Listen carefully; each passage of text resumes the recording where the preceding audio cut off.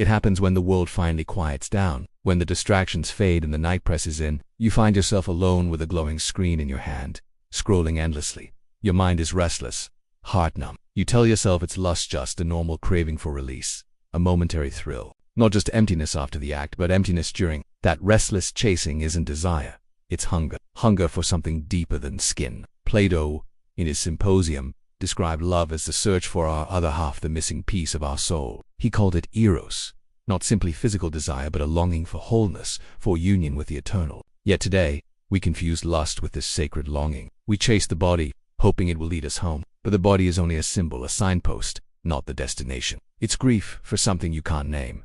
Everyone does it. You say, just one more scroll, one more fantasy, one more body to imagine. But if you were truly honest with yourself, with your soul, you'd feel something else. People will do anything, no matter how absurd, he said, to avoid facing their own soul. Lust, that incessant grasping, craving, consuming, isn't about pleasure. It's about escape from boredom, from pain, from loneliness, from the aching silence inside your own heart. Philosophers have pondered this hunger for millennia. Carl Jung saw through this illusion long before modern psychology dared to speak its language. You tell yourself you want her, but what you really want is to feel alive, to feel held, to feel anything beneath the surface of this empty, performative life. Instead of turning inward, you chase the body, the image, control of being wanted. It's the compulsive texting, is to admit you don't just want release. The porn at 2 a.m., but spiritual hunger cloaked in desire. He didn't moralize or judge, he went deeper. The real question wasn't, why do I feel lust? But what is this lust trying to distract me from? The meaningless conversations pretending to be intimate, the constant replay of someone who once made you feel desired, the surge of dopamine that fades as fast as it comes. And when it ends, you're left with the same void, the same silence, the same untouched self. Lust isn't the enemy, it's the symptom. Your numbness, your buried needs you were never allowed to have, your soul's desperate call for attention. Beneath craving lies disconnection. You're not connected to your body, your purpose, your emotions, your true self. So you reach for the easiest substitute, the illusion of closeness. Jung called this the shadow in action, the part of you never loved properly, now seeking love in all the wrong ways. It's not just about sex. What you're really doing is avoiding the loneliness that lives under your skin. To sit with it, to really feel it. You want to rescue from your isolation. Jung met patients not with sexual problems, but spiritual hunger cloaked in desire. He didn't moralize or judge.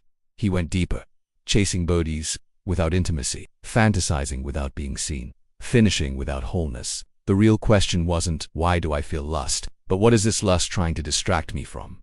That is the question you must ask yourself. Because if you don't, you'll keep feeding craving without healing the wound. Not sex, power, or control, but reunion with all lost parts of yourself. The courage to look at your emptiness and not run. Here's a truth no one tells you. You don't need more pleasure. You need more presence. You don't need another body. You need to come back into your own. Because the part of you reaching outward is the part never met inward. Jung's red book, his journey into the unconscious, was about integration. Before you open another app, send another text.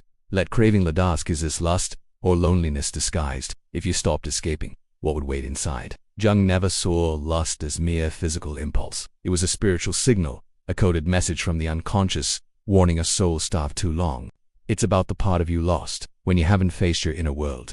Desire comes from fragmentation, not wholeness. You don't lust because you're bad. You lust because you're divided. He wrote, I must learn that the dregs of my thoughts, my dreams, are the speech of my soul. So when lust arises urgently and irrationally, Jung would say, it's not about the person you imagine. It's about the part of you lost. In Jungian psychology, the animartha, inner feminine in men, is the key. When unconscious, you can't feel surrender or love without attachment. Present softness, not craving sex, but reunion with your lost soul. So your soul projects that lost tenderness onto others. Fantasize about strangers, replay images that once stirred you. You lust after her body. It hurts because you chase yourself in someone else's body. The more disconnected from your anima, the more desperate and empty your lust becomes. You scroll endlessly, yet when it ends, you feel further from yourself, Jung said. The shadow seduces not with evil, but illusion. You don't see a person. You see unmet needs, suppressed pain, forgotten warmth. Because you haven't integrated these parts, you try to possess them outside. Novelty, intensity. Your soul starves, and you run faster in a maze leading back to emptiness. But lust without love collapses. No one carries your unlived emotions. No body completes your fractured self. No moment heals a soul unfelt. Then you need more stimulation. Jung believed to break the cycle, Stop asking who turns me on, and ask what part of me have I turned off. Reconnect with emotions, dreams, intuition, longing, and lust transforms. It becomes sacred, creative, a bridge knot. That's integration, bringing back parts cast into the unconscious. Lust is your soul's fire trying to get your attention, not to shame or scare, but to reveal how far you've drifted. You don't want just a body touched, you want you're being witnessed. You don't want this release, you want relief from the ache of being unseen, untouched, unheld even by yourself. So here's Jung's hardest truth. Until you face your soul, desire will misdirect. You'll chase shadows, call it love, fall into arms that don't feel like home, because the home you seek is the part of you you stopped visiting long ago. Next time lust don't repress, don't act blindly. Ask, what are you trying to show me? Learn to feel the energy without losing yourself. You don't become cold, you become clear. In that clarity, you choose something deeper than craving. You choose connection, not escape, performance, fantasy, but presence.